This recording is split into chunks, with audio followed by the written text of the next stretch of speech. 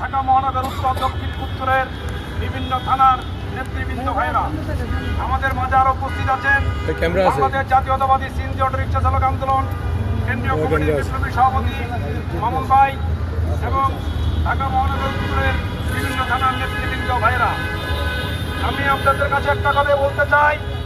এই হাসিনা ওয়াজেদ আমাদেরকে বহু নির্যাতন করেছে, এই মাফিয়া সরকার আমাদেরকে 17 বছর বহু হাঙ্গামা করেছে, কিন্তু আমাদেরকে কেউ দমিয়ে রাখতে পারে নাই। আমরা রাজপথে ছিলাম, আমরা রাজপথে আছি এবং এই হাসিনাকে এই দেশ থেকে বিতাড়িত করেছি।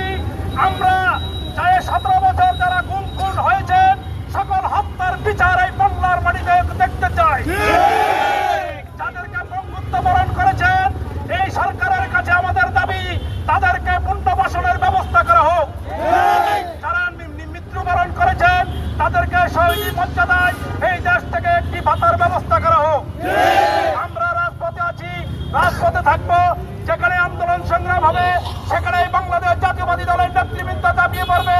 যেমন আজকে সারা বাংলাদেশে শক্তিশালী একটি প্রতিষ্ঠান,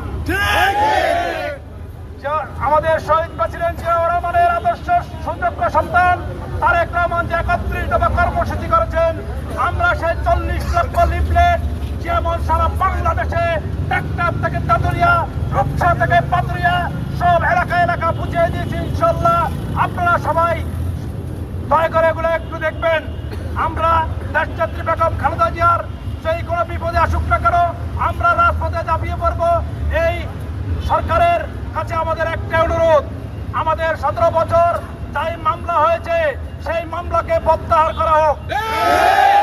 গাজীপুরে বৈষম্য বিরোধী ছাত্র নেতৃত্বের উপর যে হামলা হয়েছে তাদেরকে গ্রেফতার করা হোক। হাসিনা ওয়াজেদের সকল ভিডিও বার্তাকে এই দেশে নিষিদ্ধ ঘোষণা করা হোক। মতিউর রহমান রিঙ্কু শেখ হাসিনাকে আমার ফাঁসি চাই যে বই লিখেছেন আমরাও তার ফাঁসি চাই। বাংলাদেশে যত গুম হয়েছে সম্পূর্ণ গুমের বিচার বাংলাদেশ জাতীয়বাদী দল যদি ক্ষমতা আসে ইনশাল্লাহ তা আমরা এই দেশে করব। সহযোগিতা করেছেন যারা তাদেরকে সহযোগিতা করে গুম করেছেন, কোটি কোটি টাকার মালিক হয়েছেন, সেই প্রশাসনের বিচার ওই বাংলার মাটিতে হবে ইনশাল্লাহ। আমরা এই সরকারের কাছে বলতে চাই, এই সরকারের যে প্রশাসন কর্মকর্তারা বাংলাদেশ জাতীয়বাদী দলের বৈষম্য বিরোধী ছাত্র নেতৃত্বদের যাদেরকে গুম করেছেন, হত্যা করেছেন তাদেরকে আইনের আওতায় আনা হোক। আমরা তাদের বিচারে বাংলার মাটিতে দেখতে চাই। মিডিয়ার বিদ্রোহের ঘটনার বিচার আমরা এই বাংলার মাটিতে দেখতে চাই। হেফাজতকে মতিঝিলে নির্মমভাবে গুলি করে হত্যা করা হয়েছিল, সেই মামলার হত্যার বিচার আমরা এই বাংলার মাটিতে দেখতে চাই। রক্ত যখন দিয়েছি রক্ত আরো দিব, মামলা যখন খেয়েছি মামলা আরো খাবো, নির্যাতিত যখন হয়েছি নির্যাতিত আরো হবো। এই দেশে একটি তত্ত্বাবধায়ক সরকার প্রতিষ্ঠা করে গড়ে